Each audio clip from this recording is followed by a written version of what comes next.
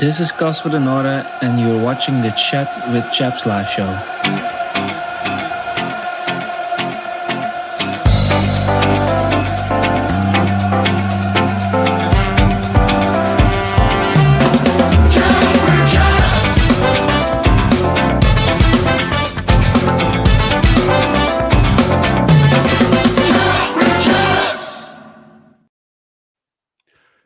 Good evening and welcome to the Midweek Chat with Chaps live show. I'm your host, Joe Zampa, and today I'm joined by two fantastic panelists. I tell you what, these guys are becoming a regular feature the last few weeks. Both of them need no introduction, but I'm going to give it to you anyway. Down underneath me is the one and only Disco Steve. How you doing, Disco? Yeah, really good. Thanks, Joe. Evening, Joe. Evening, Stephen. And evening to everybody. Great introductions, Joe. I only come on for that every week. It just builds my self-confidence beyond belief. I must admit, I'm scraping the barrel these days. Like in the old days, I'll have a long, rehearsed line for you. Now, I'm just running out of things to say, so I've just got to introduce you to Disco Steve. You know, everyone knows who you are. I'll write you a few more lines. Don't worry. Yeah. When you go to away games, do you often get everyone shout out "Disco, Disco" when they see you? Do they? I haven't had it yet, so no, and I can't say I'm looking forward. That's disappointing, right, guys? In the chat, make sure you change that from now on. You see them at away games, you make sure you scream out "Disco." Oh dear me. Nice to join us, Disco, mate. Hope you're good. Hope you're good. And next to myself is again another guy who needs no introduction. He knows everything about Millwall, past, present, and future somehow. And I've got a name for him. I'm going to call him Stato Steve. So that's we've got Disco Steve and Stato Steve. How you doing, Steve? You all right? I think you should change your name to Steve or Stephen, Joe, to be honest with you. I think so. Got a trifecta. Yeah, but I'll do it a different way. I'll do mine with a V, yours the PH, and then Disco Steve's got the cool Steve, isn't he? I'm very well. Hope you guys are well and everyone in the chat. And because the last couple of times I've been on this, you've said both times, Joe, that you forgot to do something. I'm going to remind you right now and give you the opportunity to go for it. I tell you what, you're so good. I think you should do it. The time hearing my voice, go on, you go for it. Guys, as obviously you all know, we're doing this, and Chris and all the other guys are doing the podcast on behalf of Cancer Research this year. You would have seen an announcement in the week that there is a fundraising day coming up at the Den. I'm sure Chris will release more details. Joe, I'm sure we'll talk about that in a little bit more detail as we go on. But if you can like, subscribe, add your comments, tell us that we're rubbish or we don't know what we're talking about. Tell us that we do know what we're talking about. But all the likes and subscribes go a long way. So please hit that button. Fantastic, Stephen. I should have recorded that, just play that every week. It'd be a lot easier, wouldn't it? Fantastic, brilliant. I've had a bit of a wardrobe malfunction. I say I had that. I don't know whether guys in the chat, whether you're with me on this one. You know, you get a little sort of like spot or something. If you know what, I'll give it a little pick and sort of burst it. I did it literally 10 minutes before coming on here. And I looked at the mirror. Also, blood was gushing out my face. I'm thinking, oh my God, sort of rushing here, trying to get the live going. So I had a bit of a wardrobe malfunction, getting self ready. I need a what do you call it? A makeup artist. We need to speak to Chris and get that next season's budget if we can. But let's get straight to it. Let's go to the chat first of all. This is what we're here for. We're here for you guys. So first of all, number one is Leslie Goddard. How you doing, Leslie? Evening. Carl Bracey, regular the show. Evening, guys. Evening, Chris Brown. How are you, mate? Hope you're well. Jeff Chandler, how are you, mate? It's Tuesday. It's 8 p.m. No, it's not. Cracker Jack. It's time for the Zampa Morton Joe show. Exactly. I might do this quite often today, actually. So if you see a little tissue popping up, it's not my nose. It's actually my spot. Matt Richards, good evening. How are you, mate? Alex S. Oh, my God. On time again. Well done, Alex. Jack P. Evening. Chris Brown said, no more bloody quizzes. I'm shit at it. You know what? I was going to say I'm making an easy one this week, but I've got a slightly more harder one because people are actually complaining, say it's too easy. Ooh. So I've upped the ante a little bit. So hopefully you stick around for that one, Chris, before it's too late. Bobby T, how are you, mate? Evening, boys. 8 games to go. Never say never. This is Millwall. Playoffs still alive. Funny you mentioned that, Bob. We're going to discuss that a little bit later in the show. Is the playoff dream still alive? We'll touch on that a little bit later. Jeff Cook, evening. Evening, Connor. Hope you're well, mate. Gary Miles, how are you? Evening, boys and girls. I don't know who you're referring to. I just don't know who you're referring to, honestly. Ben out. Evening, Wall. Craig Jones, how are you, mate? Evening, chaps. Are we all off to the hot weather camp in Dubai, preferably with a bar? That would be nice, wouldn't it? Mark Murphy, how are you, mate? Good evening. Hope you're well. Born Free Die Free. Evening, ladies and gentlemen. Disco. There you go. Disco. There's the Disco. shout out.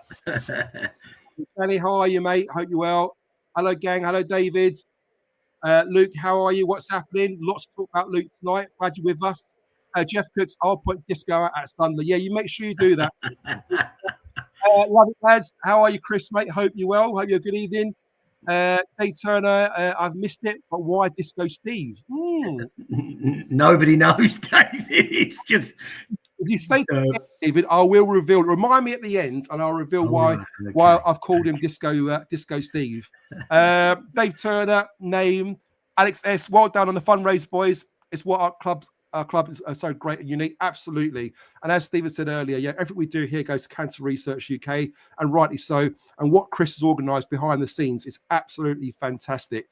So we're really excited by the news, and obviously all the boys are going to be there on the day to try and raise lots of money for charities. Hope to see lots of you guys there. Be good to put faces to the names, of course. So definitely come over, say hello and donate. Carl Brace said, saw it is fantastic news. Yeah, all well done. Makeup artist, more like plastic surgeon. Here's that, Mark. Thanks, mate. I appreciate that. Joseph, enjoy the VIP as I watch second half in the bar. Okay, there you go. Dave Chappell said, hope he gets rid of the half team this summer. Really feel we need to overhaul the summer. Okay. Well, look, lots to talk about. We're heading to the international break now, guys. And the great news is we ended off with a 1-0 win, wasn't it, against Stoke? It's one of those sort of games where I think it's a bit of a, is it going to end 0-0? Could you see Stoke nicking it 1-0? And of course, there's nothing better than getting a late winner right at the end, right at the death, of 94th minute. And we come away with the 3 points. So first of all, I'm going to go to Disco Steve. I just want to get your thoughts, Disco. What did you make of the performance? And first of all, I want to ask you a question. What did you make of the lineup, first of all? Because, of course, we went to a 4-4-2. Just to give you an idea what the team looks like. It looks like this, with Koban Ivanovic up front, Bangura on the right, and Marku on the left. Very attack-minded, I would say. But what's your thoughts on that starting lineup for you, Disco? Was you happy with the two up front? Yeah, listen, echo what you say, Joe. You know, you saw the team come out and you thought, that's a very, very attacking lineup. Put all our eggs into one basket in a way, because we had a lot of youngsters or a few youngsters on the bench as well, because we didn't really have a lot of backup for striking options, probably other than Connolly. And then obviously the youngsters coming in to take that berth. So, look, it was very attacking lineup. Typical Millwall. Sadly, it doesn't turn into an attacking display, does it? You know, it was a typical bit of a dull Millwall performance, especially first half.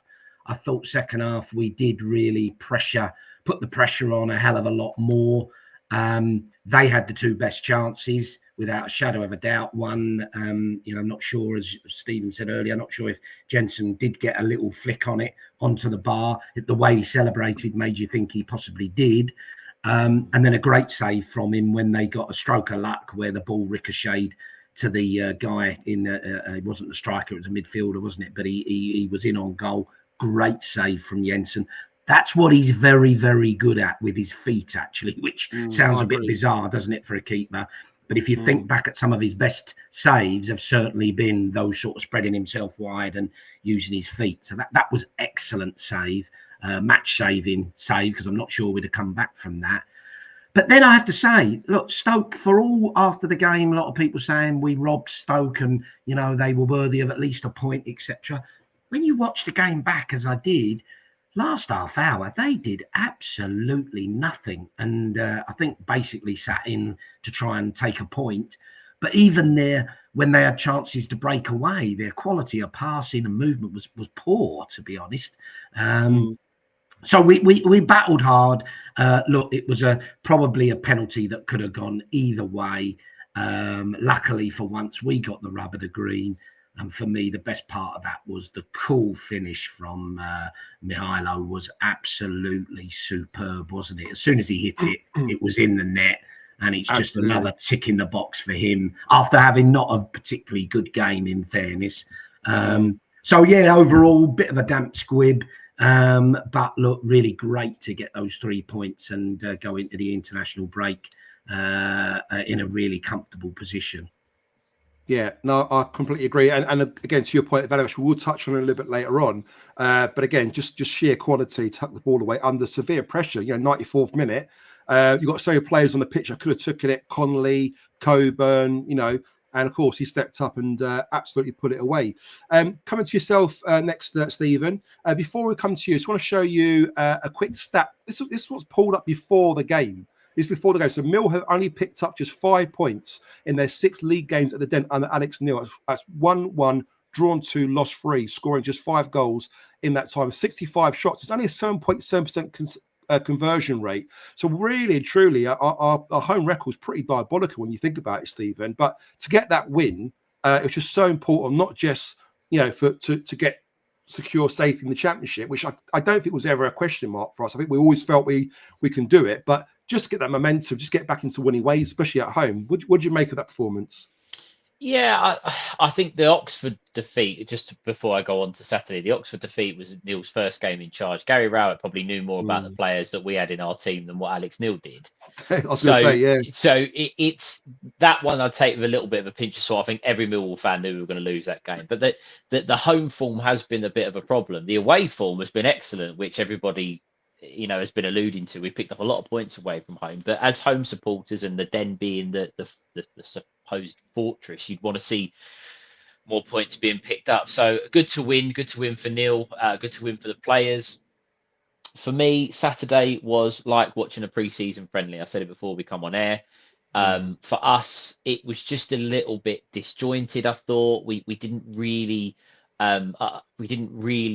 set our stall out great, in my opinion, when we started the game. I thought their centre-backs dealt really, really well with our forwards. They were strong. Okay, some people were saying rugby tackles, but, their centre-backs dealt with our centre-forwards very, very well. Let's be honest. They didn't really have a sniff. Most of our play was in the middle. I thought there was a couple of players that played very well. I thought Billy Mitchell was one, Joe Bryan another. But at the end of the day, I said it again off air, and if there's any Stoke fans listening, I do apologise, but I cannot stand Stoke City Football Club.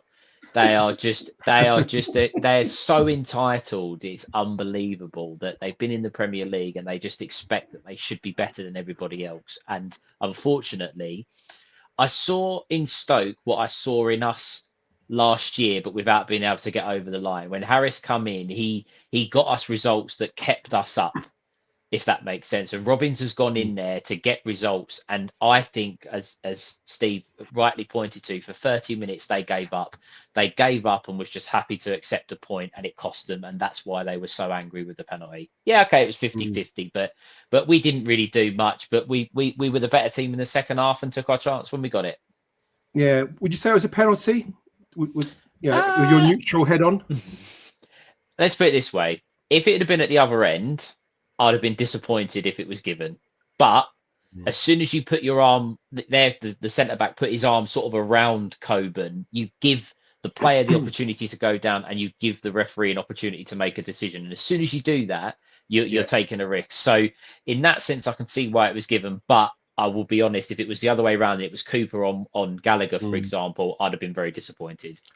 I do feel as well, I don't know how you guys feel about it, but I do feel from the angle where the referee was, you've got to remember, we saw it from the angle behind the goal, where you could see quite clearly that the defender holds his arm out, but kind of pulls down quite quickly. Whereas from the referee's point of view, he sees the arm on the wrong side of Coburn. It looks like he's pulled and Coburn goes down, and of course he gives it. So, you could argue maybe it was, maybe it wasn't. But I think, we've had our run of bad luck's giving penalties away for softer sort of ones in that. So it's only right we get our share as well, I suppose, On the basic, guys, and a question to both of you two, do you feel we deserved the 3 points? Do you think it was worthy of a 3 points that game, or do you think a draw was a fair result, just in your opinion? Oh, that's a tough one. Look, I suppose on balance of play, being really honest, probably a draw, but because they'd had the better chances. But I think on the balance of play second half, we were definitely the more dominant team, the only team trying to win the game. Nah, sod it. I'll say we How about yourself, Stephen? Well, I actually had the stats up before. We had more shots on target, more possession, more passes, higher passing accuracy, more corners. So I know it's football game isn't one on stats, but if you look at it, you would say, well clearly we were the better team. Do you know what I mean? But exactly, that looks really dominant, doesn't it? On paper, well, you look at those stats there, because I agree. I watched the game obviously live, and I did think to myself, you know what, maybe a draw would have been a fair result. Yeah. But like this, maybe it's because they had the clearer cut chances, at least a couple of really good, decent chances. But we look at those stats. Yeah, we had more shots on target, more possession, which is very rare. We actually get more possession and win a game. More passes, better pass accuracy. You know, the stats speak for itself. And yeah, you listen to Mark Robbins' post-match interview after the game. He seemed quite salty, didn't he? Like it's almost like we didn't deserve it, and he was really pissed off and threw a couple of his players under the bus as well for not defending right and everything else. So I don't know. I think we should give ourselves a bit more praise than maybe was given to us. I don't know. Would you guys agree with that? I think, look, as much as we all love Millwall and there is going to be a bias into it, we didn't play very well. Let's be honest. We didn't play well. Apart from, I think, the Jaff header, which was cleared off the line in the second half. And I think there was a header that Jake Cooper should have done a bit better with. It might have been Cooper, it might have been someone else. But apart from that, we didn't have much. There wasn't much to get you off the edge of your seat. There was a comment, I think it was Alex that posted it. I don't know if you've gone past it, Joe. Their fullback did really, really well against Amaku. I thought he had a good game, and it nullified our... Yeah, so I flagged that one. I was going to go back to it after. Yeah. You're right to pick up on that one, Stephen. Yeah, absolutely. It nullified the threat. Ivanovic and Coburn couldn't really get into the game. And even Connor mentioned it as well here. Yeah, it just sort of, it feels like to me, and I know that we're going to talk about the run-in and where we're at. I feel like Alex Neil has kind of done what he set out to do maybe when it wasn't looking great in January. He's got to the 50-point mark. He's got us safe now. And we're perhaps going to maybe, he wants to say, he's not going to come out and say, oh, yeah, we're not bothered about the league. He's not going to do that. But I think you might see him trying different things. Like, who expected us to go 2 up front? It didn't work. Exactly. But he's going to try things. So, could you understand, Stephen? Could you understand the logic behind him going 2 up front and the reasons why he's going 2 up front? I can. Especially at home. I can, because I think that he probably was looking at that stat that you put up about our home record, thinking, I need to get a home win because of what our supporters need something. We need to sort that out. And the conversion rate being so low as well, chances created. Yeah, 100%. But at the same time, and I said it, I think 2 weeks ago, Ivanovic and Coburn are both, in my opinion, partnership strikers, but their partner isn't each other. They need someone different up with them rather than each other. And at the moment, we don't have that available. So I think I can understand it and it does make sense, but I don't think we utilised it. And I think Alex Neil would have learned a lot more by that type of performance than if we were rampant, personally. Yeah. And indirectly, you could argue that both players playing up front created the goal, with Coburn winning the penalty and Ivanovic putting it away. So it depends how you look at it, but I agree with you. I don't think they're quite complement each other at the moment. They haven't really got... Sometimes you need like a bit of a yin and a yang, don't you, Disco? When you've got 2 forwards, you need someone's got maybe a bit of pace, someone who's probably good in the air. At the moment, I think they're probably too similar in certain ways. Yeah. Don't you? Yeah, before I start, I think Stephen's auditioning to be a marriage guidance counsellor there with that comment. What was that comment, Stephen? They both need partners, but they can't partner each other. That's what a line that is. It's not you. It's not you. It's me. That's what you should have said. It's not you. That's what Kobe should have said. We'll stick to this menage a trois for now. But look. Well played, Alex, for trying it. As you said, Stephen, it took us all a bit by surprise. And I don't think he was blessed with lots of strikers, so I can afford to do it. He thought, I need to do something different at home, because let's be honest, we've not been working at home recently, really, since he's taken over. So he's trying something different. The one thing I would throw in there, two things I'd say. Firstly, I don't think we should give up on it. Everybody is saying it didn't work, forget it. Look, it was first game they've played together.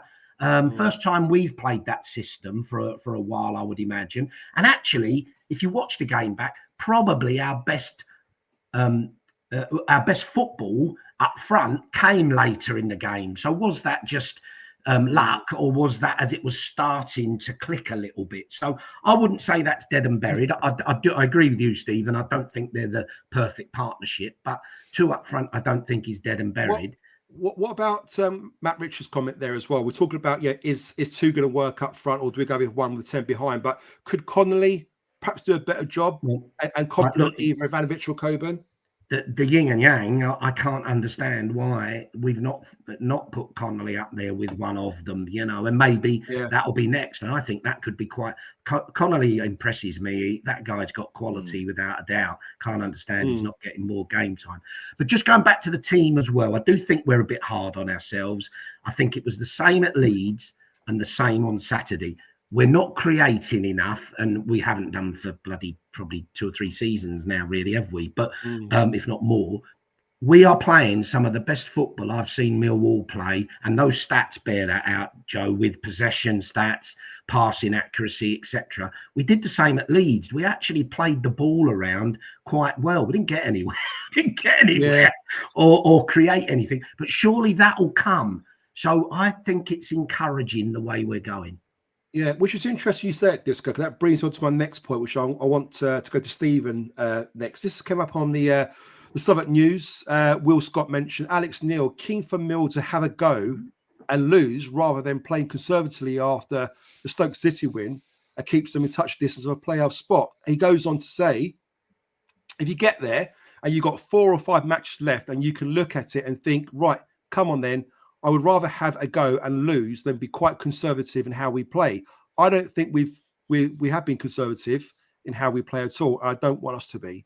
Do you agree there with what Alex Neil saying, Stephen? Or I mean, have you seen us play conservatively or not? I mean, what's your thoughts on that? I'm not sure about the fact that he says that we're not conservative, because if we take the last 3 games in isolation, so you've got Watford away, Leeds away, and Stoke at home.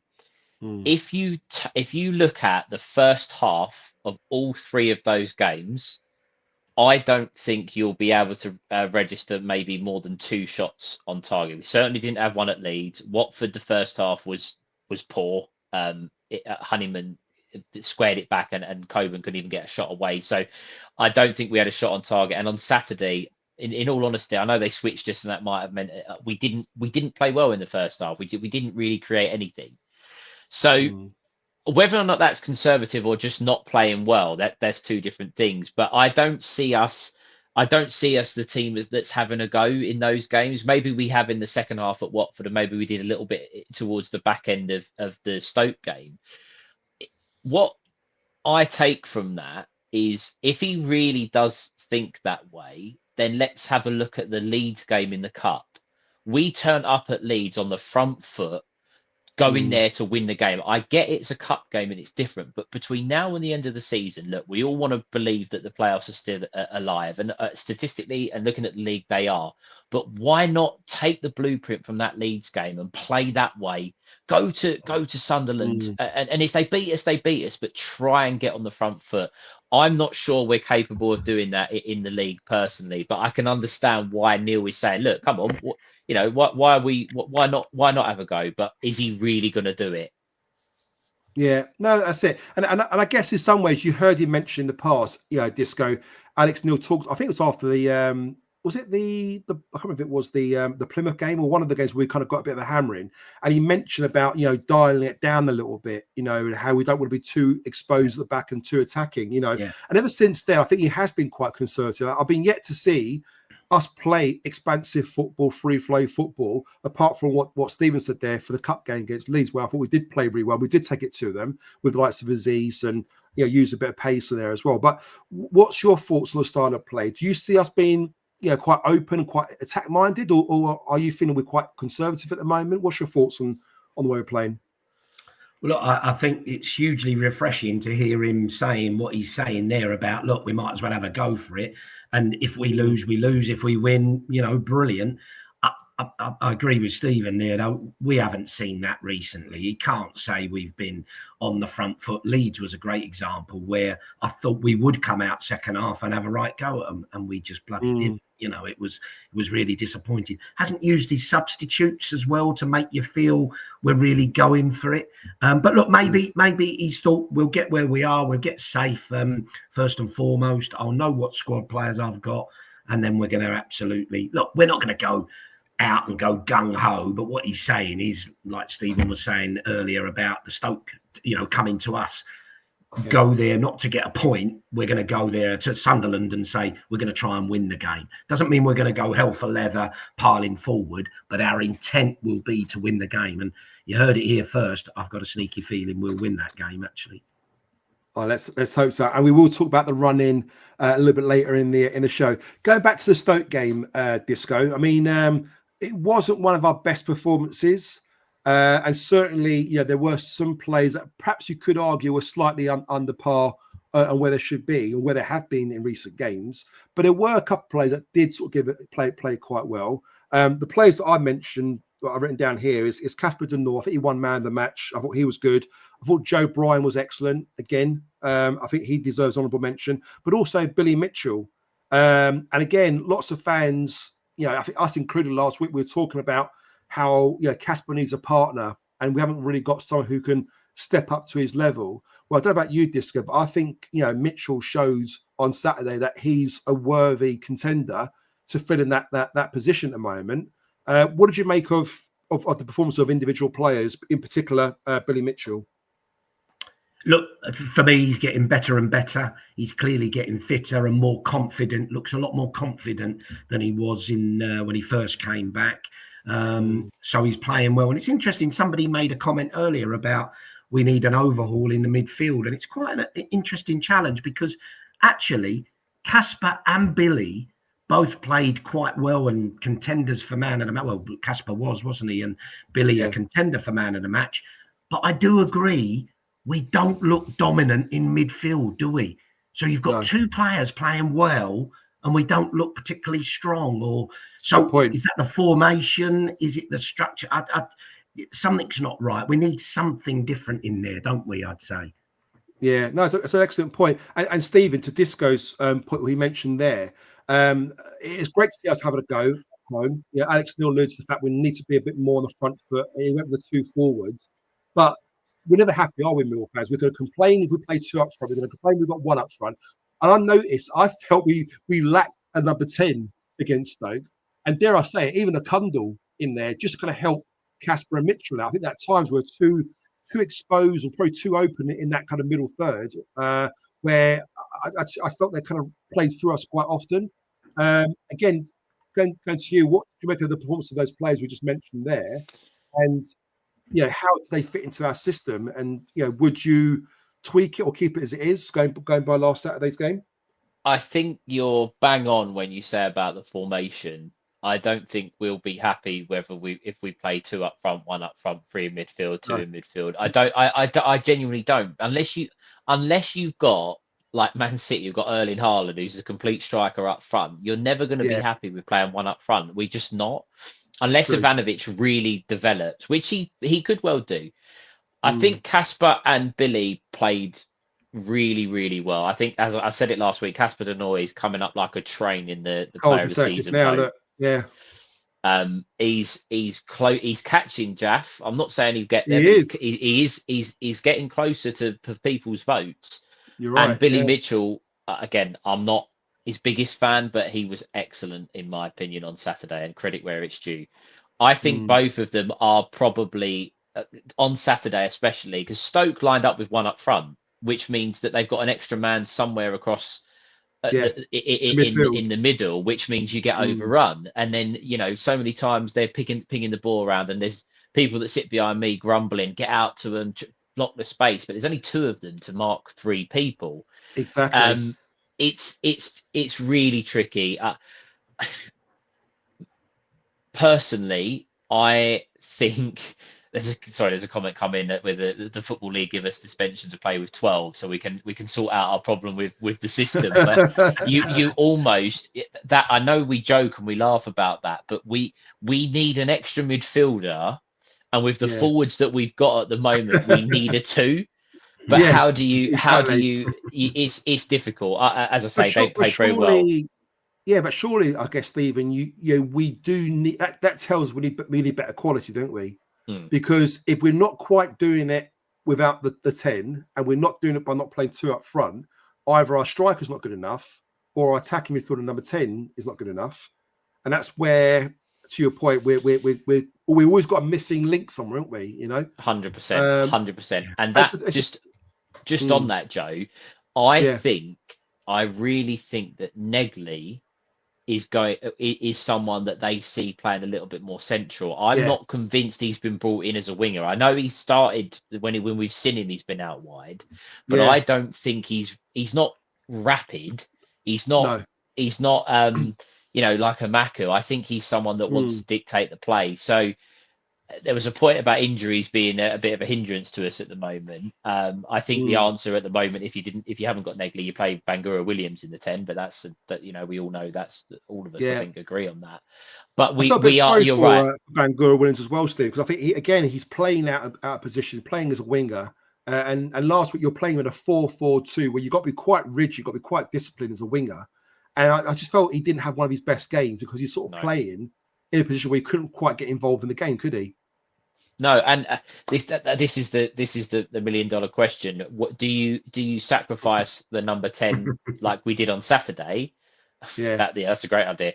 Or do you say, right, we're going to go with the one up front, but we're going to find a way of making our one up front effective? Look, that's why Alex Neil is paid the money he is because it's his job to find a system and find the players and get them ready to play in a certain system. But I think Neil needs pre-season to as I've said it before, and I've been talking about it for a long time now since he joined. He's never had the option to go, this is my best team. This is who I want to pick because of suspensions or cut tide or injuries or whatever the case may be.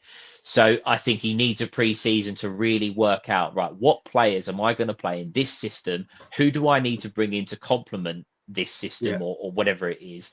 And then you'll start to see, are Billy Mitchell and Casper Denor the ones that he really wants? I think in Denor it is. With Mitchell, I'm not sure, but he needs to see it in pre-season, in my opinion, before he starts tinkering with it massively. Absolutely. Great point. Disco, what do you make of Chris Brown's suggestion? There I suggest 3 at the back.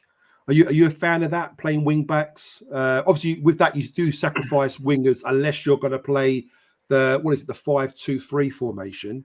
Again, you leave yourself a bit short in the middle, wouldn't you? Yeah, look, I'm not a huge fan, but it's about the players, isn't it? If you've got the players to play that system, no problem whatsoever. Proper full-on wing backs, you like. So the Brook Norton Cuffy would be spring to mind, and you'd say Brian in his current form could play that position. I just feel something, just especially at home, isn't quite right, in the formation or the way we actually play. So, and I think Alex has seen that and thought, I'll try something different. Hasn't quite worked, but does he try something different again, or does he persevere and say, look, it can only get better, or a bit of yin and yang, as we said? Somebody mentioned there, they don't see what anything in Connolly. It's the technical ability of him that I like the look of. I'm not saying he's a superstar, but he just looks like he's got a bit of quality and can, control the ball, pass the ball well. A lot of what he's trying to do, it happened at Leeds and it happened Saturday, I think, isn't quite coming off at the moment. And I think that's down to match fitness, not getting a lot of game time and probably desperately trying to impress. But I think Connolly or Bangura in that 10 or a joint, certainly Connolly as a joint striker, could be potent for us. Yeah. Sticking with Connolly, Disco, I'll come to you first and then Stephen after. What's your thoughts? And lots of comments in the chats. I'll say 70% are in favour of Connolly, 30% are probably a little bit against it. But again, in the chat, while waiting for Disco to talk, What's your thoughts on Conley? Give us a simple yes or no. Should he get a new contract extended in the summer? Yes or no? I'd be interested to get your thoughts in the chat. Sorry, Disco, over to you, mate. What's your thoughts on Aaron Conley? Would you want to see him again beyond this summer? Yeah, look, I think I've already said I like the look of him. I think he can only get better as he gets more match fit and plays more. A big yes from me. Definitely get him in. Yeah. And Stephen, what's your thoughts? Yeah, I really like the look of him. I think every time he's come on, I think when he started, it was slightly different, but when he's come on, he's made a difference. I think you can tell there's a quality player in there in terms of his the way he thinks, his movement, his touch. Okay, he's not a world beater. I'm not gonna say he's he's the best player in the world, but I think he does like to take people on. He drew a couple of fouls at the weekend. That's the sort of thing that we've been missing. Someone that's clever in and around the box. So for me, I said it, I put it on Twitter, and it seemed to go down X, and it seemed to go down very well. He needs a home. He needs to find somewhere that he can knuckle down and really get his career back on track. And there's no better place to do that than Millwall. We've done it time and time again with players that have been out of favour or out of their fitness issues or whatever, and they've come to us and they've forged a career. And I Connolly can do exactly the same thing.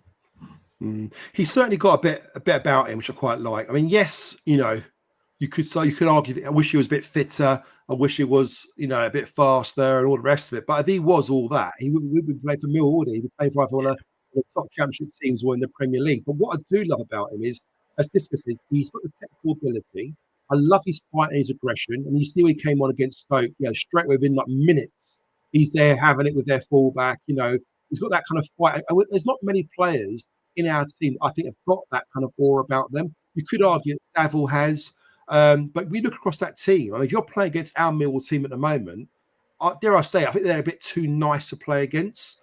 There's no one there really that you would fear or think, I want to play against him. Whereas in the old days, so many times we had Millwall teams out there that have been players who had a bit about them, a bit of aggression, a bit of a red, miss. And Connolly gives that a little bit, a little bit of edge. As long as it's controlled, I think it works in our favour.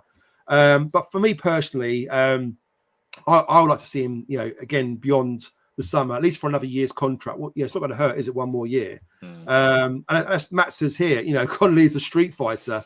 You can imagine as a kid playing, in the playground, having fights, being the small kid, getting bullied, and and being a good footballer. So I don't know. I like to see him, this summer. I think a lot of the guys in the chat said yes, more than no. So it'd be good to see him back. Stephen, sticking with yourself, we talked about Billy Mitchell. We loosely talked about Casper De Norre. I mean, we're running out of superlatives now for Casper De Norre. We talked about him potentially being in the running for player of the season. You couldn't get a better honour than that for us to talk about him in that sort of way. But I want to talk about Joe Bryan. And we talked about him on and off over the last few weeks, but his form has been fantastic. Now, what is it that you see? A lot of people were saying at first, is it because he's playing for a contract? But we don't believe that's the case, do we, Stephen? No. So I was reliably informed by someone who goes to Millwall home and away. Most people would probably know him, John. That Joe Bryan he signed what we do. We always do it when we sign players, a long-term deal. Now, in Millwall terms, that's 3 years. That's just they never say it, but we always know it. It's or the 2+1 or the 3+1. Millwall don't give 3-year deals to players over the age of 30. But Bryan signed when he was 29. So when he signed a long-term deal, and this is his second season. So that says to me, and I think Transfer Market has him down as being with the club until 2027, which would mean he's got a 3+1. Again, Millwall do that. We did it with we've done it with other players. I think Casper De Norre may have been on a similar deal. So Joe Bryan isn't playing for a contract, which some people seem to think that he is. He's not stepped his game up because he's desperate to stay and earn his money and earn his lucrative contract. He's already got it. So what does that tell you? He's comfortable in Alex Neil's team. He's clearly maybe now getting what it actually means to play for Millwall, which we've said it about Casper as well. We've said it about other players. He's finally learning what that means. And someone put on Twitter, sorry, X again, not going to get keep pointing out. Someone put on there that since Alex Neil joined the club, Joe Bryan's been our best player. And it's really, really difficult to argue with that because he has been. He just has been. I know there's mistakes and the own goals, but I saw a couple of comments that were flying around own goals. He got hit both times. The ball just hit him. He's not made a calamity error. He's been really, really unlucky. I just wish we were seeing a little bit more of the attacking Joe Bryan, the decent set pieces, or getting forward and putting crosses into the box. The ones that Fulham fans always reminisce about, rave 100%. I'd like to see a little bit more than that, but on current form, I think he might be our best player under Alex Neil, and deservedly. I think he was in Team of the Week this week, and people are starting to get off his back a little bit, and rightly so. Credit where it's due. Yeah, I think it's very hard for Joe Bryan when you spent a couple of seasons or 3 seasons at Fulham where you're challenging for promotion, you're playing on the front foot, you're attacking rather than defending most of the time. Of course, you get in those areas and look really, really good. He's playing in a Millwall team where we're kind of giving away possession, aren't we, Disco, and we're having to defend for large parts of the game. So therefore, he's playing in our third as opposed to the opposing third. So of course, you're seeing him having to defend more rather than get on the ball and attack more. But you have seen him, in spurts when we have attacked. He has done some great overlaps and gets forward and gets involved in the attacking play. But he certainly looks like a quality player, doesn't he? Look, to be fair, the way he's turned around his season or his career at Millwall has been fantastic. Look, I wasn't having him at all. I thought he was a real luxury, didn't really care that much, wasn't bothered, had a huge amount of mistakes in him. This myth that he had great set pieces, never saw it. And you're right, Stephen, it coincides with Alex Neil coming in. He's obviously got a grip of him, give him a bit of discipline or a bit of pointing in the right direction. And he has been really, really good. Still got the odd mistake in him, but look, he's not bloody, he's not a Premiership player, So set pieces as well still frustrates there. The better there are, and some, invariably some good corners and free kicks, but also a lot going not beating the first man, which is so frustrating. But no, look, absolutely. Playing out of his skin at the moment. Although I would say, and I'll be a bit controversial here, like you say, I think he is staying. I think he probably has got another year on his contract. But if it was the end of his contract, controversially maybe, but I wouldn't be the end of the world for me if we said we're going to move on in that youngster coming in and develop someone for the future. He's not like irreplaceable in my mind, put it that way. But brilliant turnaround and worth his place in the team right now, 100%. Yeah. Stephen, we talk about a lot of individuals, a lot of players. We talk about Casper Denor improving this season. We talk about Billy Mitchell, resurgence and playing well. We talk about even Amaku looking pretty good in the last couple of weeks. Joe Bryan, another one. Dare I say, even Jake Cooper looking very good player.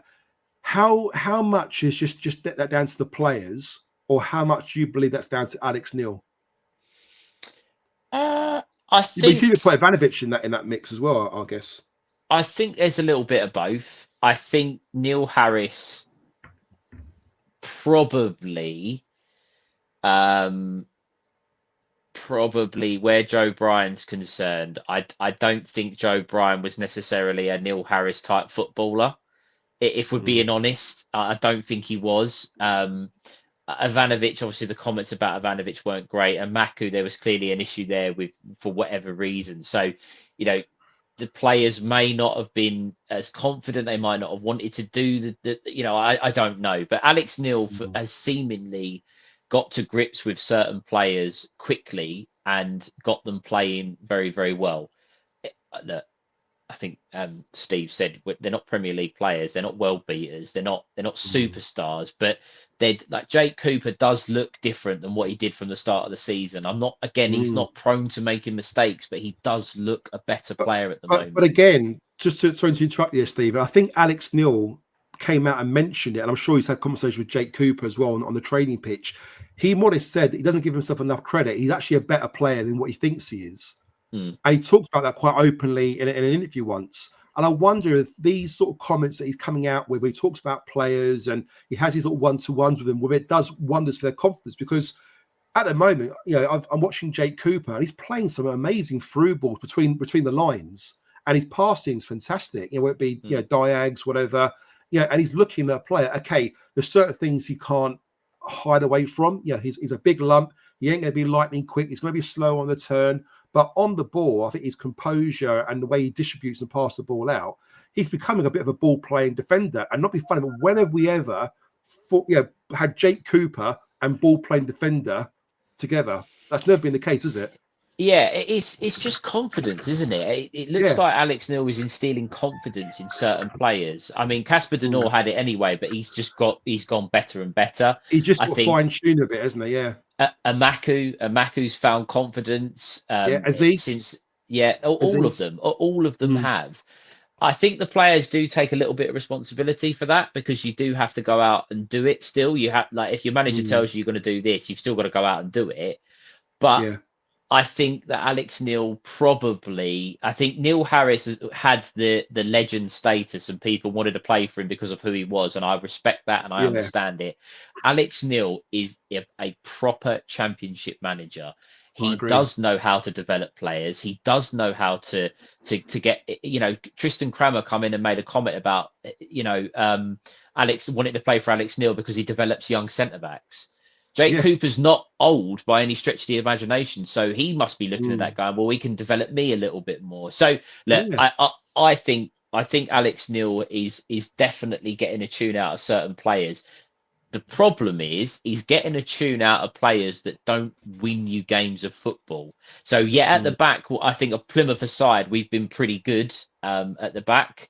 I think if you look at the clean sheet stats as well, I think whilst Jensen gets some stick, I think he's made quite a lot of clean sheets as well this season. But I think Neil he's got the defensive side quite finely tuned. He just needs to work that magic in a couple of other areas.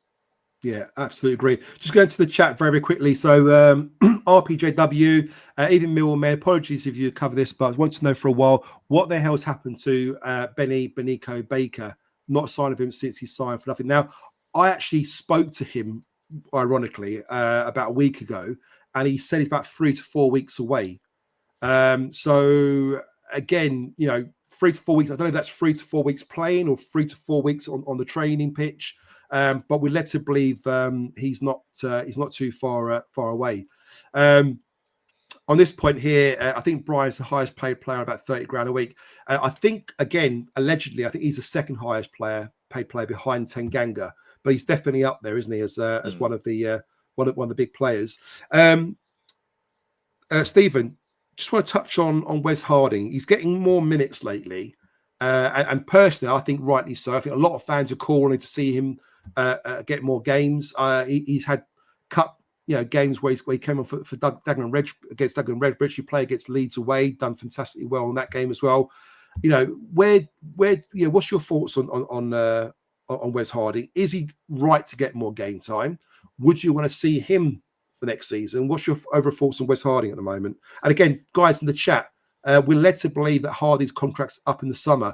Would you give him a new contract, a new deal for next season? Again, put yes or no in the chat. Sorry, Stephen, go on, mate. For Wes Harding's sake, I hope that he isn't at the football club next season, because I think he is seen as a model pro. I think he is incredibly well liked by the playing squad. I think he's got a lot of plaudits from those in the game. He puts his head down, he gets on with it. I thought he was excellent at Leeds in the cup. I thought he played quite well against Crystal Palace. Obviously scored the goal. Again, he's been asked to play out of position, much like Kramer. I think Wes Harding, it will go down as someone who probably unjustified time on the bench when he probably could have been given an opportunity in games, maybe last season and this season. But I just think Millwall are going to come away. He doesn't fit the model of the assets. He doesn't fit the model of what the club are trying to do. I think it's an easy option to let him go. Someone put in the chat, I'm sure you'll bring it up, that with Ryan Leonard signing a new deal, I think Leonard will be. I don't even think Leonard will be the first choice right back. I think that'll be an area they look to bring in an out right back, and Leonard will be the backup, which I means think that so. Harding is out there. We've got two young centre backs in. I think Kamal Grant and We've got the youngster, haven't we? Chin Ockley. Is it Ockley? Yes, Okoli. So they've got centre backs coming back to the club, which they've been getting league experience. So Wes, I think that the couple of goals he scored last season, and everyone thought he was going to be a world beater. Thank you very much. Model pro probably doesn't cause anyone any grief and good around the changing room. But I just think we need to move on for him and for us. Yeah, no, I agree. And Disco, what's your thoughts on Wes Harding? I mean, every time he comes in, he never disappoints. Yeah, he always has a good performance, and everyone sort of talks about how well he plays. Then he kind of gets dropped the next game, doesn't he? I mean, do you feel that he should be playing more game time? Do you think he should be playing ahead of Kramer? Do you think he should get a contract next season? What's your thoughts on Wes Harding? Yeah, listen, I like the guy. I think, like a lot of people are saying, he seems a nice guy. I think the way he's handled himself with not getting a lot of football has been fantastic. He seems a real sort of squad man, getting on with everybody. I'm surprised he's not. Look, I don't mind Kramer at right back. I know a lot of people are starting to get a bit frustrated with him. I think we're being harsh because he is a centre half. And he made a great start, didn't he, Disco, as well? It's very hard when you start and the bar's up there. You got to sustain that, don't you? Yeah. Yes, but he still gets forward really well. All right, his delivery isn't great all the time, but tell me any of our fullbacks that have been good at delivery over the last year or two. And Wes is no better in terms of that. But what does surprise me, he's a good defender. He's a threat in both boxes. He's got a great long throw, which we love. Yeah.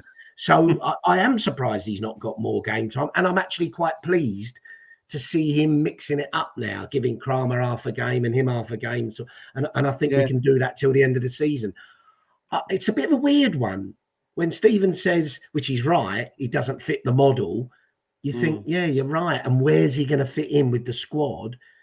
But I like the guy, and I sort of think he could be a useful utility man in a way for centre half and fullback, an all-round good guy. But probably is that what he wants? I would imagine.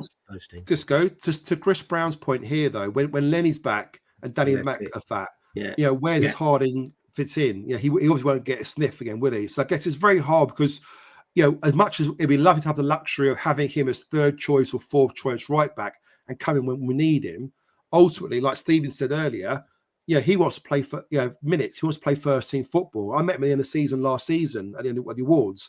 I spoke to him for about 2 minutes, but I tell you what a lovely guy. And I remember him saying to me, I just want to play football. I just want to play. I made it quite clear. Ideally, he won't hope that be with Millwall, of course, but if it's not with Millwall, he wants to play, and I guess it's so hard. But again, I don't think, and I mean this with the utmost respect, I don't think Kramer, Wes Harding, Lendog, Danny Mack are good enough to be a first choice right back for us at the moment. On when I watched the Stoke game, and we had a lack of width on that right hand side, in some ways I was desperate, thinking if only we had Brooke Norton-Cuffy there. Oh yeah, that sort of player that's going to get up and down. Get those long legs going, get some pace, give us some width, give us some danger, give us some creativity on that right side. And we've got no one really there. I mean, Kramer does a great job, and he does put in some really good balls. His passing, distribution, the final third is really good at picking out players and getting crosses in sometimes. But I just feel that we really do need a threat, especially if you're going to play an inverted wing on that right-hand side, whether it be Bangura Williams or Negley cutting in. You need that overlapping player. I think having someone like that kind of player, Brooke Norton-Cuffy player, would complement our team massively. Would you not agree with that? Yeah, definitely. Could Wes be an option as backup at centre half with Tanganga more than likely going to go, unfortunately, but I would imagine he will. Not a bad shout, because you imagine with Hutch going, Stephen, as well, it's to you, with Hutchin leaving, we are left a little bit short. Who said Tanganga is going to be here next season? Murray Wallace, obviously, he's looking to be moved on. So we are going to be quite light at centre back, aren't we? So could that be an option? Could it be a utility player that he might play centre back and right back if we need him? I don't know.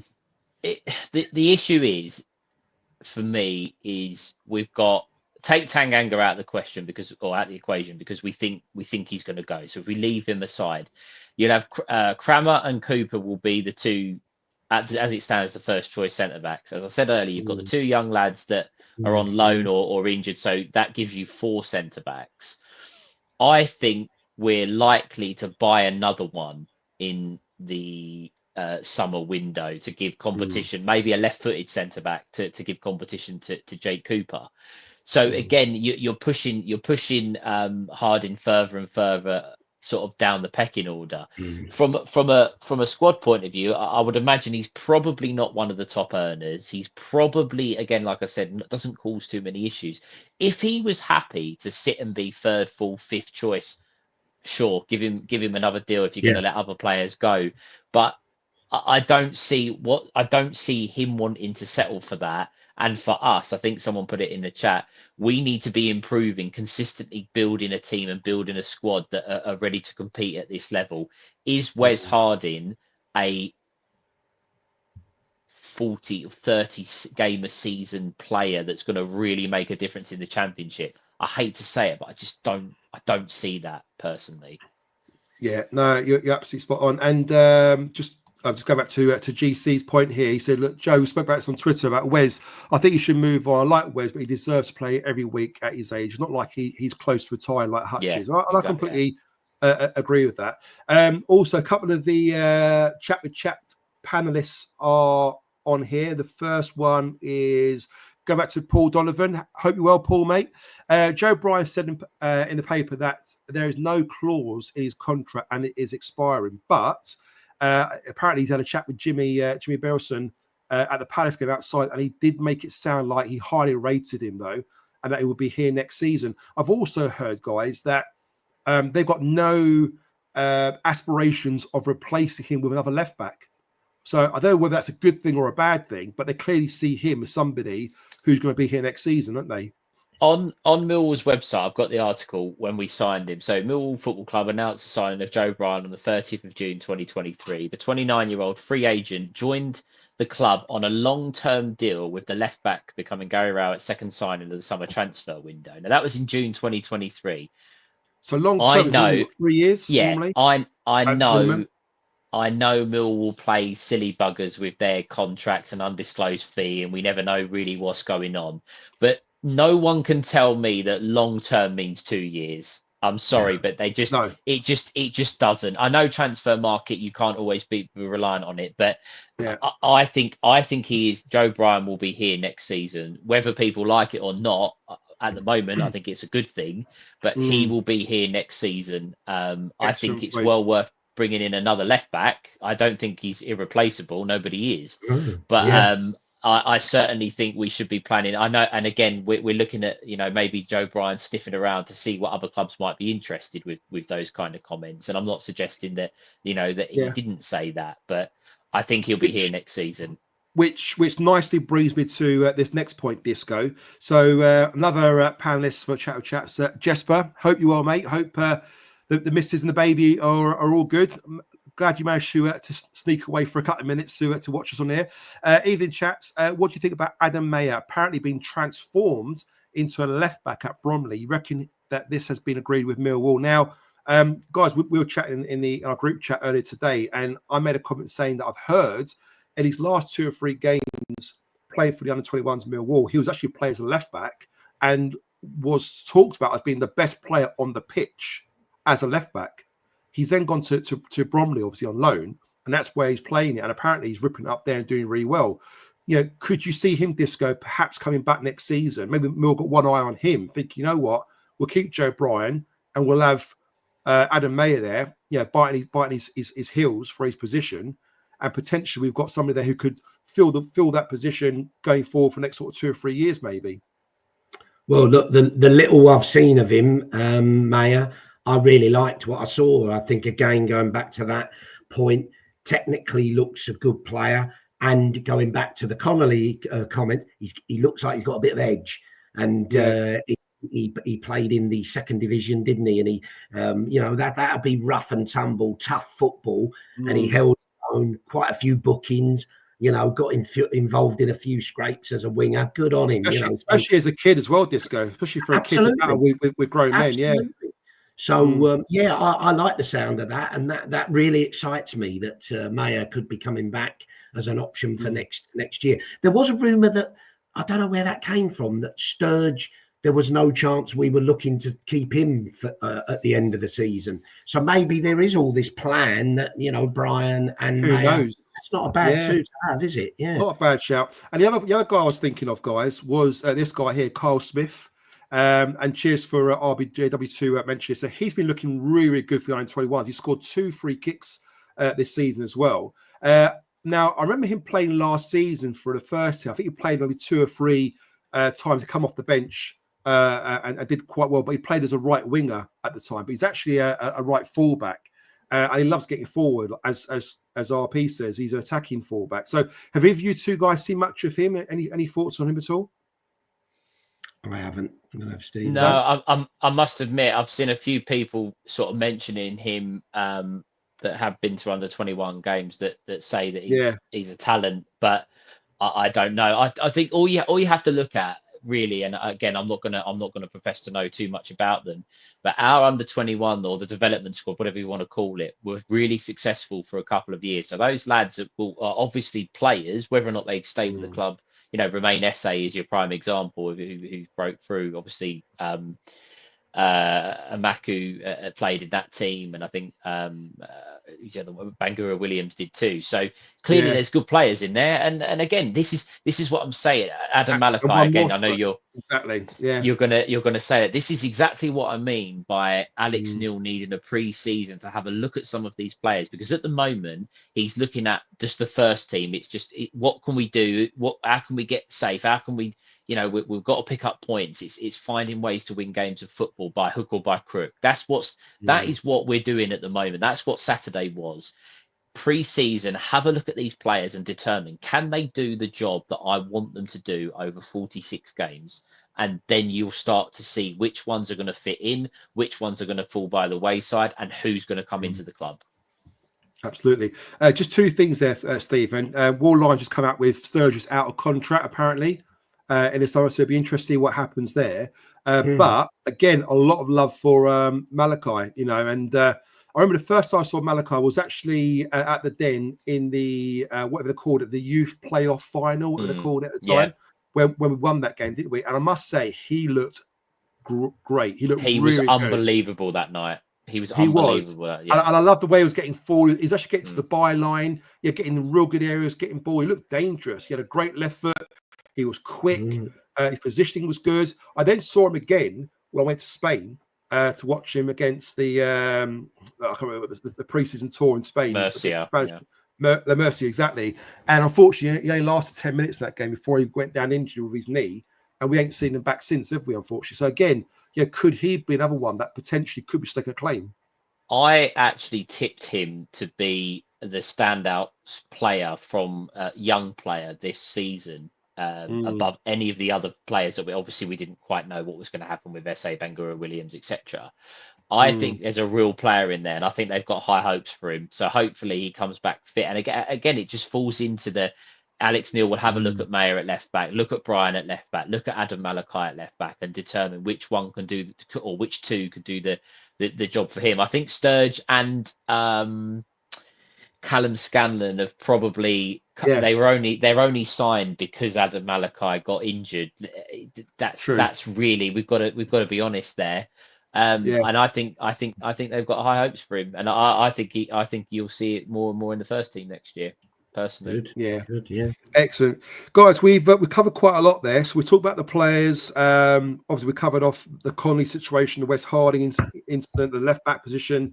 What I want to talk about now, guys, as we're coming towards like the, I'll say the end of the show, but looking at the clock, we're probably at the halfway point. We'll try and get this bit wrapped up quite quickly. The question I want to ask you guys is, and we'll start with Disco first, is do you believe that we can sustain a playoff push at the moment?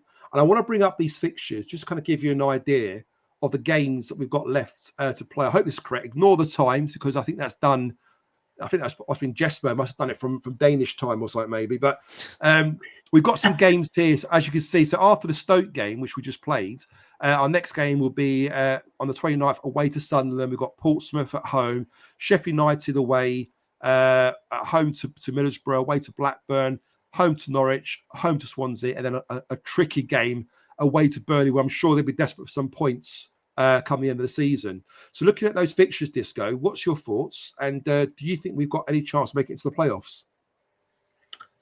Thoughts are it's a mix of games, isn't it? There's on paper some very winnable games, and then there's some very tough ones, especially the away games. But I must admit, I'm not particularly fazed by many of them. Even as I say, Sunderland away, I think we'll win that, to be honest.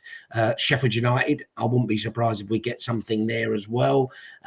So look, tough games coming up. I think we'll ruffle a few feathers before the season's out. Can we seriously mount a promotion challenge? Look, Rick, of course we can, mathematically. Realistically, sorry guys, I can't see it. Of course, I would absolutely love it, as Kevin Keegan would say, but I can't see it. But we'll get a good few wins under our belt in the running, definitely. Yeah, nice one. Cheers, Disco. Before I go to Stephen, guys, in the chat, again, simple yes or no. Can we get into the playoffs? Or can we not? Be interested to get your thoughts there. Stephen, coming to yourself next. Do you think we could sustain a real sort of playoff push, take it to the end? I think the game that killed us and our potential aspirations was Bristol City at home. I think that was the game that really we had an opportunity to try and catch someone that was above us, and really set down a marker, because they are one of the fancy teams at the moment. They're playing very, very well, and we let ourselves down. We know that. I think you look at that and say, if we'd have won that game, we'd have been 3 points off of the playoffs, and then everyone's got a completely different outlook. But I think the running's probably going to kill us a little bit. I think Sheffield United and Burnley probably are they're two away games that we're going to go there, and they're going to be so up for it to try and get themselves in the top. They're going to be tough fixtures. I think I agree with Steve. I was saying it prior to this point of the season. I think Sunderland, we can go there and get a result. I think Portsmouth is another one we can get a result. Norwich, Swansea, there'll be some wins in there. Yeah. And people will be looking over their shoulders thinking, oh, they're not quite out of it yet. But I think that Sheffield United, I think Burnley, and I hate to say it, I really do, but I think Middlesbrough, at home is going to be a bit of a tough fixture for us, because I think that they've got a little bit of a point to prove at the moment. But I'm just pleased that I think prior to the transfers coming in, we were a couple of points off of the bottom three. We didn't know who was coming in. We didn't know what we were going to do. We didn't know what the plan was. Cardiff at home, I think it was. Everyone booed when they scored their goal, and everyone, I was going out the ground saying, "We're done. We're going to head into League One." So it's a credit that we're even having this conversation at the moment. For me, it really absolutely. And obviously, guys, in the comments, a bit of a mixed bag. I mean, most of you are saying no, to be fair. More no's than yeses going through there. But listen, let me just put you guys out of your misery. I'm going to take this one off. Sorry, bear with 1 second. So where are we? Okay. So earlier today, as you know, I like to prepare for these shows. I put lots of work into it. It's been a good 3 or 4 hours earlier today. Looking at previous 5 seasons, okay, the team that finished in 6th spot. So for last season, the team that finished in 6th spot was Norwich, and they had 73 points. The season before that was Sunderland. They had 69 points, which is actually quite a low points. Before that, it was Luton. They actually got 75 points. Bournemouth for 2020-2021 season, they finished 6th and subsequently went up, 77 points. Swansea for 2020 season, they finished with 70 points in 6th spot. Now, when I added all those points up and divided by 5, it gave me an average of 72.8. Call it 73 points. Okay. Millwall are currently on 51 points at the moment. We are 51 points. So we're 22 points away of getting to the average of 73 points. For us to do that over our next 8 games, we need to win 7 and draw 1. And that don't even give you the. Did you say 23 point? The 22 average points. is. Oh, right. Okay. 22 average points, 23. Yeah. So we're 22 points behind the average of where we need to be for the last 5 seasons. So in order for us to do that, we actually need 7 wins and 1 draw just to get to the average or get the sixth spot. So if I was a betting man, I wouldn't bet my house on that one. Trust me. What's your thoughts on that after hearing that? I think, first of all, that is serious commitment to planning stats. So maybe you're stat man Joe rather than me. Maybe I should be Stato Joe. Rather than Stato Steve, I should be Stato Joe. Take that mantle off you, Stephen. That is like that, eh? Can't have a new name. I'm Stato Joe. I'm the brain, not you. I'm the clever one. That is remarkable that you've calculated that. I don't. Again, the standard of the league. The last couple of seasons, the standard of the championship, there's been standout teams, and then it's been kind of like a mini league between sort of 8 or 9 teams. Looking at it, and I've just got the table up now. West Brom are 6th on 57 points, which, again, if they're going to get to the 73 points, they need 16 points. They've still got to win 5 of their last 8 games to reach that point. So I don't think 73 points is. I'm not sure. I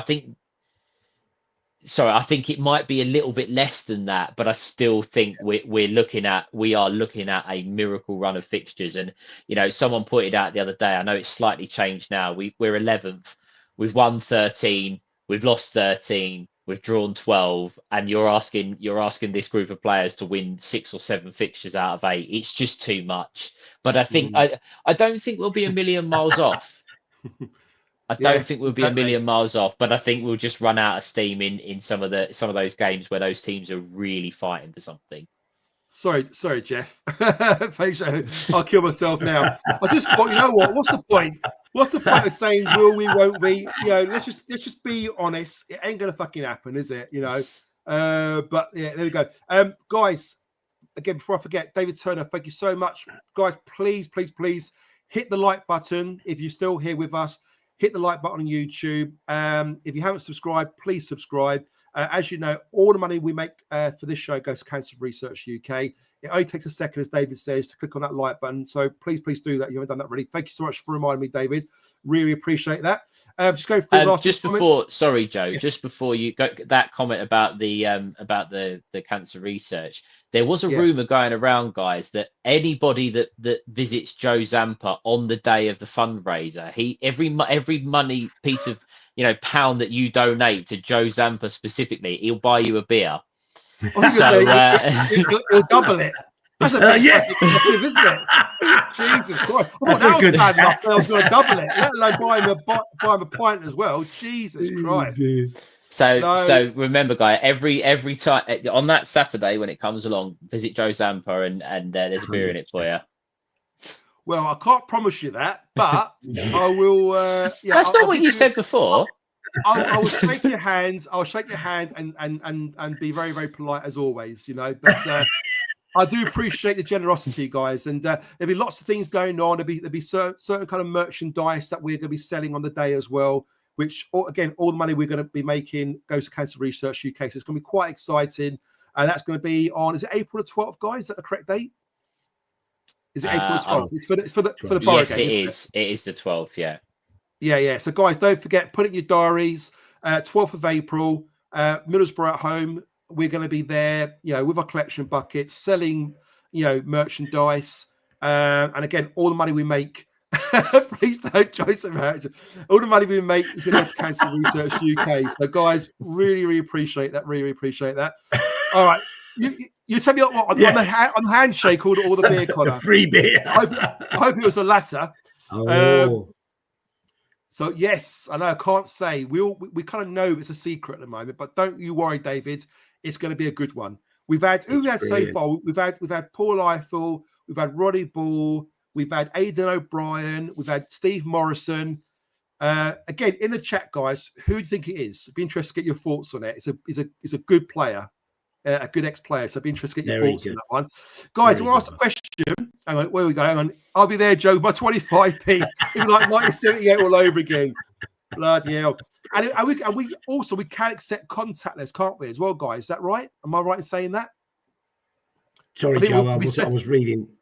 We'll be set up for contactless. If you ain't got cash on you, you can take contactless as well, which is great. But contactless means it's got to be a minimum of 50 quid. Is that right? And Joe, you've got the card machine that's linked up directly to your bank account as well. Yes, exactly. It's going to Chris's holiday fund, isn't it? Of course, you know, on his next safari trip. It's down for Lions TV. Brilliant. I love these ones. Stephen Reed, Alan Dunn, Tim Cahill. Some big names in there, guys. Some big names in there. Guys, who wants a quiz? Don't all scream at once. Who wants to end off? Hey, there you go. Okay, guys, I think it's that time, isn't it? Name that player. Name that player. We should have a theme tune for this, shouldn't we? For this segment, you know, we get to this point.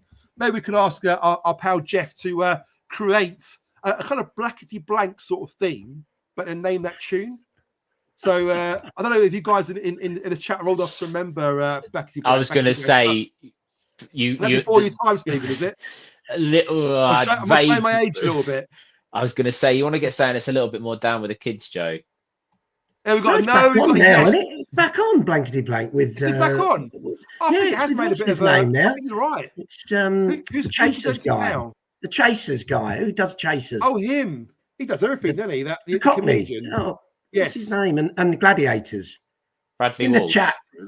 That's him, Bradley Walsh. He does it. Bradley Walsh. Yeah, you're right. He doesn't do it as well as Wogan. Wogan was the original. Hey, Gary Taylor Fletcher, Jeff. Don't worry, mate. He's definitely, you know, in that kind of legend sort of mold. He's definitely one of our good players over the years. So, look forward to that one. All will be revealed very, very, very soon.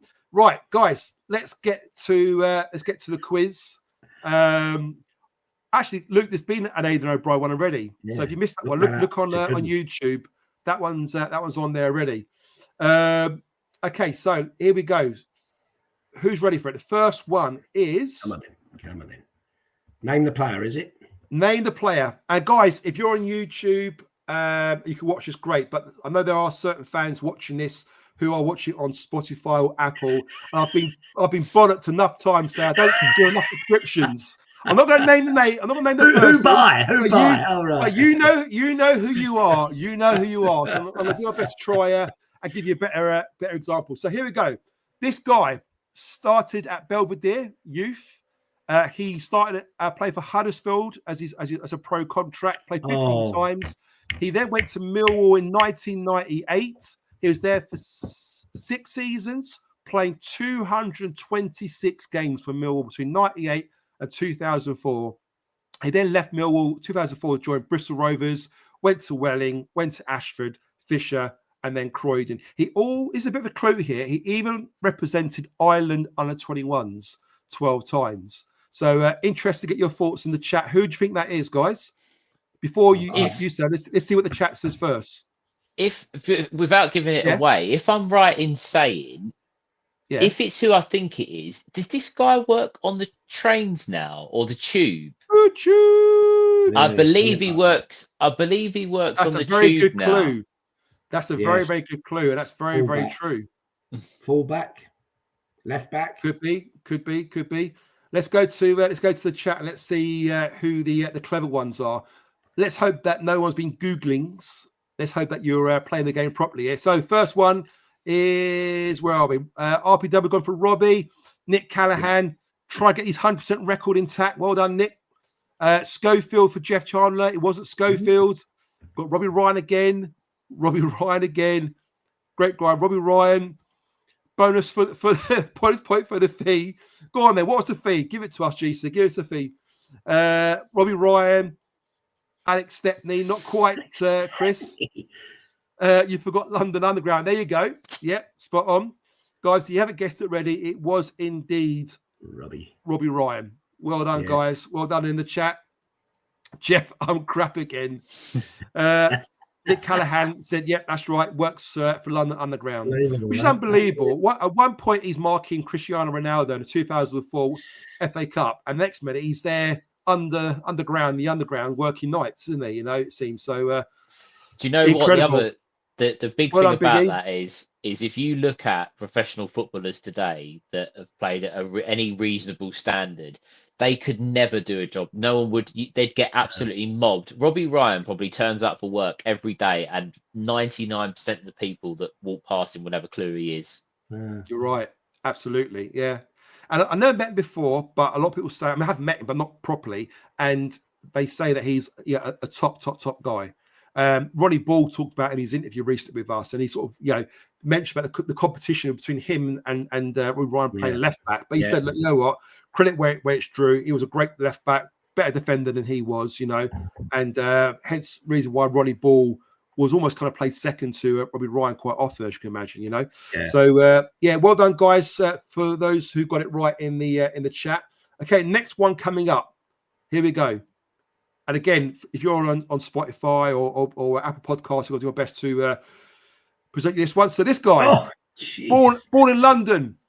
6'1" defender. Not sure that's correct, but he's definitely a defender. Started out with Grays, had a little stint at Crystal Palace. Never played for them. QPR, he made his debut. Played one game QPR in the 3 years it was there. In that period, he went out loan to Millwall, Plymouth Argyle, Reading, and Millwall again. He then signed for Millwall on a perm in 94. He played 92 times for Millwall between 94 and 98. We sold him in 98 to Northampton. He then went to go on to play for Welling, Torquay, Welling, Scunthorpe, Hayes, Enfield, and the Bohemians. So, guys, who is this player? Defender who played for Millwall 92 times between 94 and 98. In the chat, let me know who you think that is. Let's see what they say in the chat.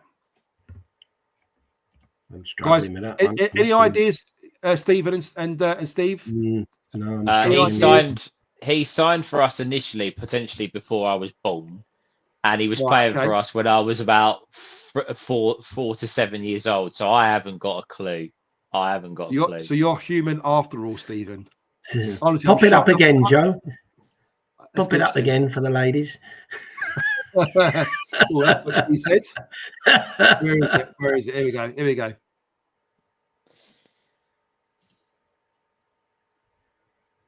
Joseph Dave Savage here. Wasn't Dave Savage? Defender. No idea. Should I put you out of misery? Go on, yeah. Right, there are a few of you got it right in the chat. I'm going to go through the right one. So Danny Chappell got it right. It was actually Tony Witter. Wall Line got it right. Witter. Well done. Wonderland. Nice one. Yeah. Nick Callahan, as always. Nick, come on. Yes. You got it right. The Bohemians appearance swerved me. Ben Out went for Witter as well. Would you got that one right, Stephen? No chance?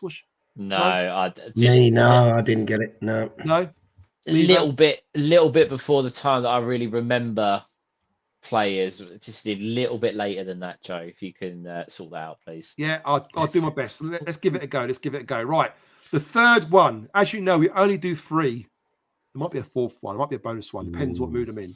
But there we go. Fourth one. I've got a funny feeling that Stato Steve will get this one right. Let's go. Ooh. And you disco, ready? Yeah.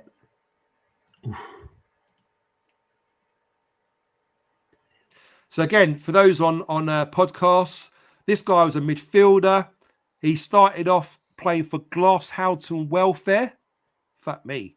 Professional contract was at York City, I believe. They would play for Scunthorpe, 103 appearances for Scunthorpe in 2008-2011. He then joined Bristol City between 2011 2013. No Googling, Stephen. No Googling. He then joined Millwall in 2013 for 2 years, played 93 games over that period, scoring 11 goals. So I played for Millwall between 2013. Oh, I know it is. I know that is. He then went to go to Sheffield United after that in 2015. Then went to play for Fleetwood, Grimsby, Hyde, Boston, Gainsborough, Frickley. Back to where he started. Even represented England. England C team had 2 appearances there. Guys, any ideas who that might be? Again, Stephen, don't give it away, but give me some clues as to who you think it might be. For about half a season, I think he single-handedly won us virtually every game. He went for a spell, didn't he, of scoring every single week. A random fact for everybody: I actually bumped into him at Blue Water when I was a bit younger, and he probably thought, "Get this lunatic away from me." And yeah, left-footed player. Left-footed player. Here's a clue for you. He was an ugly winger. Yeah. Anyone know what it is yet? Forgot his name. Didn't he score against us as well? Did he score against us? No. Yeah. No, lots of them got it right. Lots of them got it right in the chat. So I'm going to let you two give us the answer. What's the answer, guys? What's the Martin answer? Wolford. Martin Wolford, isn't it? Yeah. Absolutely. I didn't get it. Yeah. Well done, Alex S. I think Alex S was the first one to get it right. Jeff, well done, mate. Woodford. Jesper, well done. Woodford. That's the one. Nick Callahan, Martin Woodford. Nice one, Nick.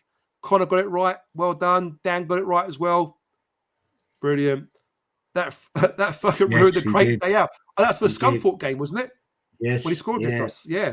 Yes. You're right. He scored. Did he score the winner at Wembley against us? I think he did. Yeah. I believe he scored the winner. Yeah. Good goal, if I remember. Right. Yeah. He played for England C team, did you say? Yeah. 2 appearances. Oh dear. He scored a blinder against us, against Scunthorpe. There you go. Right, who wants a bonus one? Who wants a bonus one? Are you guys awake still in the chat? Are you still with us? Go on, give them one for the ride, Joe. Let's give a bonus one before we wrap things up. Okay, let's go. Right, here we go. Let's hope you'll get this one right. Ready? Go on.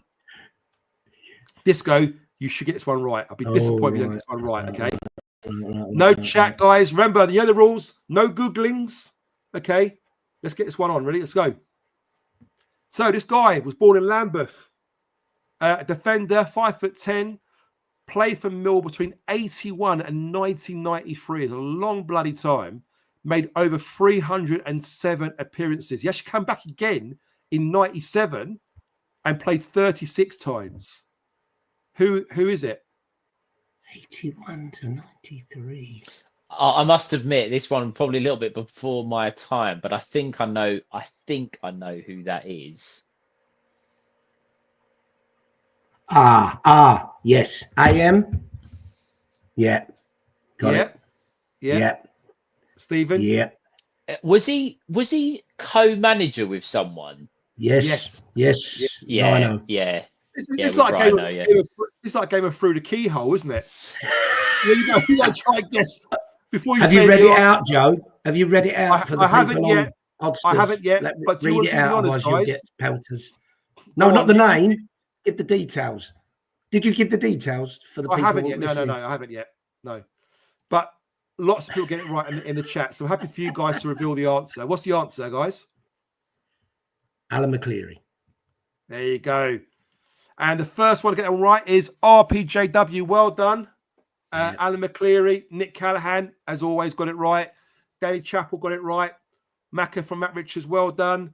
Red and Blue said Macca as well. Danny Chappell got it right. Well done, Jeff. Misread the dates. McCleary Connor got it right. Well done. Nick Callahan said great defender, even if he wasn't the best footballer. Absolutely. But they all were back those days, weren't they, Nick, to be fair? Let's be honest. Joe said Alan McCleary. Well done. McCleary from David as well. I'll take the W, lads. Guest appearance for the win, guys. That brings us to a close now. What are we going to do for 2 weeks without knowing Millwall? Yeah, hey? It's just the international break is just. I love watching England in tournament football, but the qualification and these kind of games, I just got no interest, to be honest with you. I don't. I think. Not to turn it into an England show, but I think the squad that was announced by Thomas Tuchel was a little bit of a joke. and a little bit of a slap in the face to. Why is some, Henderson in the squad? I don't get that at all. It's a slap in the face to Nottingham Forest for me. They've been superb and have got some English players. Morgan Gibbs, well, I know he's in now, but he wasn't in the initial squad. So nothing's changed. Nothing's changed. It's just done purely on who you play for and who your mates are. So Jeff says, in the early days, that's where Southgate was quite good, because he did blood youngsters and bring sort of unknowns in from the 21s and what have you. He then lost his way a bit, didn't he? But as you say, talk about an uninspiring squad. It's appalling, isn't it? Yeah. Bloody hell. Guys, in the chat, Jeff just said here, quiz night next Tuesday. Who's up for doing a quiz night next Tuesday? Millwall quiz night. Of course, we'll put this together. Not just yours truly. I'm sure the guys will muck in as well. And between us all, we'll put some good questions together. In the chat, let us know if you're up for doing a quiz night next Tuesday. If we get enough of you saying yes, we might do it. Otherwise, we might swerve next Tuesday and do something when we're back for Millwall again. I'm interested in your thoughts on that. No Gangrene in the squad. Typical clueless. Exactly. Right. Dan Burns until Saturday's game. Yeah, Dan Burns. I thought he played excellent. Dan Burns. Yeah. We've got a yes from Alex. Quiz night from Danny. We've got a yet from David. RBJW's in as well. Dan's definitely up for the quiz. Chris Barnes says, "I'm watching my hair." You don't have any bloody hair, Chris. What are you talking about? It's a cop out, that is, mate. Jesper, quiz night. I don't know what you're laughing at, Jesper. You're going to be here doing it, mate. He's going to do the questions, yeah. He's going to be here doing it, exactly. So I must admit, I actually can't do next week, but I will prepare some. I will prepare some questions for you, Joe. So you've got some help. I will sort something out for you. Deal.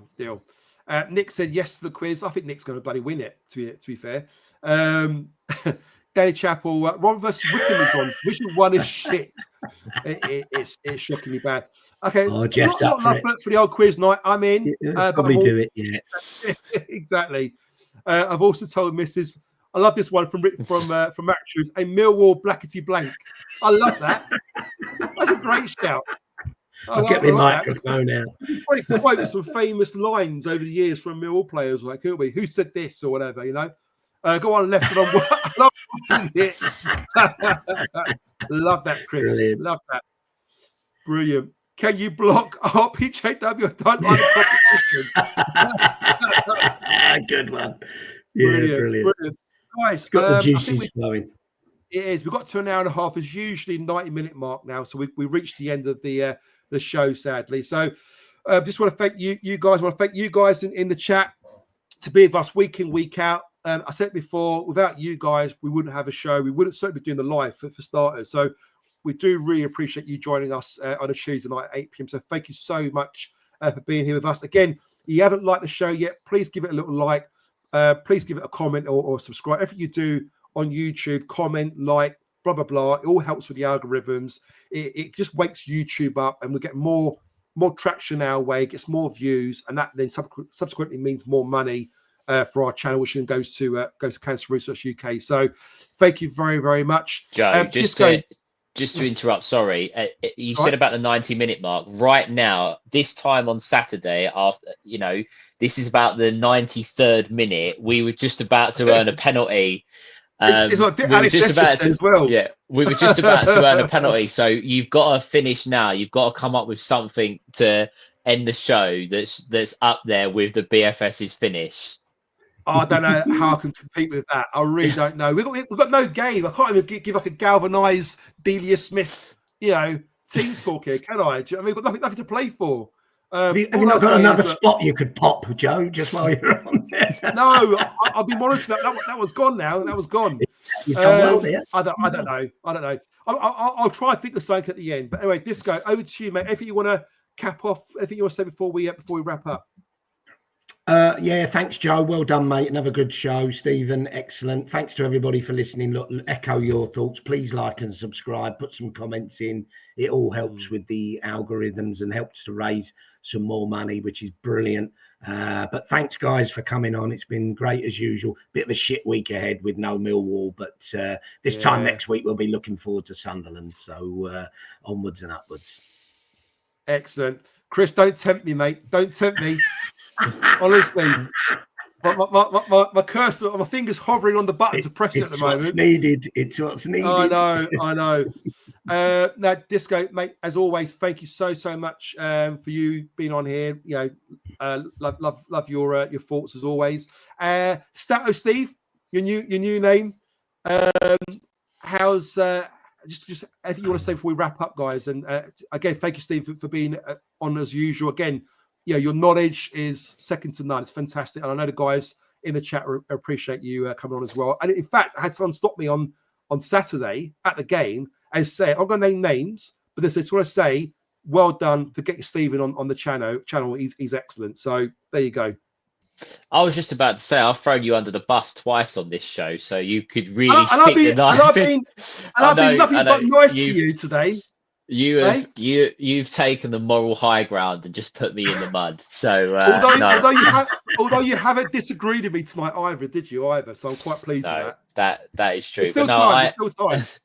I appreciate whoever that person was. I appreciate, as I always say, I appreciate if we have one person listening, 50 people listening, whatever it is, it is very much appreciated. We do it because we love the club, and obviously this channel is doing it for cancer research, which I'm sure has touched someone's life, whether it be a family member, friend, or whatever. So it's a really great cause. Obviously Chris has got his interview coming up with a former player. Guys, you're not going to want to miss it. Obviously we're not going to spoil it for him or until it's ready to go, but it is a really good watch. And as I say, if you like, subscribe. If you disagree with us, if you do like us, if you want us to do other stuff, then by all means get in contact. But it's great to talk Millwall. We all love the club, and thank you for listening. And as I say, like and subscribe. Absolutely. And before we wrap up, I just want to play this for you guys.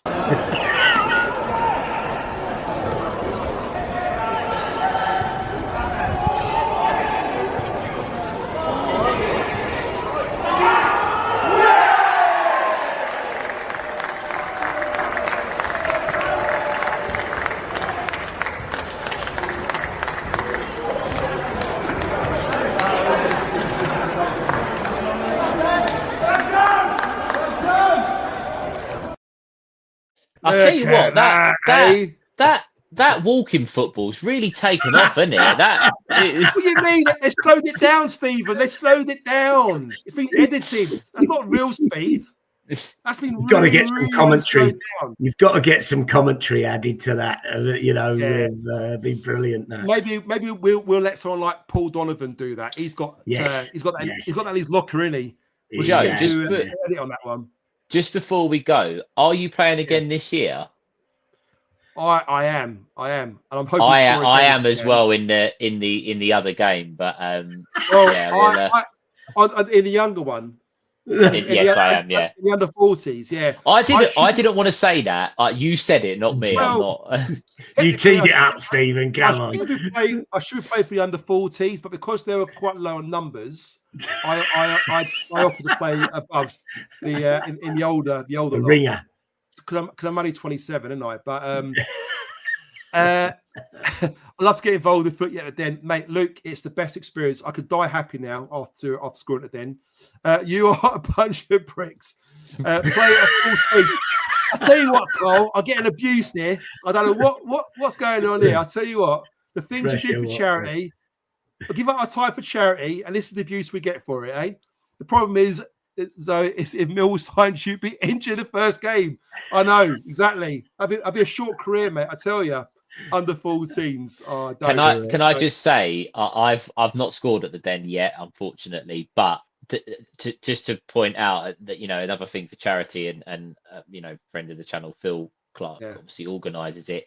To play at Millwall is an absolute privilege. It's unbelievable to do it. So I know obviously we're lucky enough to have, and we take the piss out of Joe, but there's not many people that get to score at the ground of their True. club. So as again, it may be walking football, it may be, you know, it's the older game, as Joe said, but it's an unbelievable thing. And Still if I was is. you, Joe, I'd be playing that video every week if I were Thank you. you, Stephen. So Thank you very much. I'll keep it safe. He does, and he is, and he will.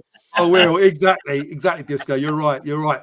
Guys, that kind of wraps things up. So listen, just want to end it off to say, look, guys, enjoy the rest of your week. I know it's painful to work and we hate going to work next morning, but let's just do it. Let's smash it out. It'll be Friday before you know it. It'll be the weekend. We can sit back and relax, unless you work on a Saturday, of course.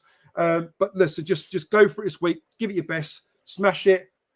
Enjoy the weekend when it comes up, and we will be back hopefully next week, and we'll try and prepare something nice to kind of get you through this international pain. So, guys, thank you so much. Thank you to Stephen and to Disco, and we'll see you very, very soon. Thanks a lot. Bye for now.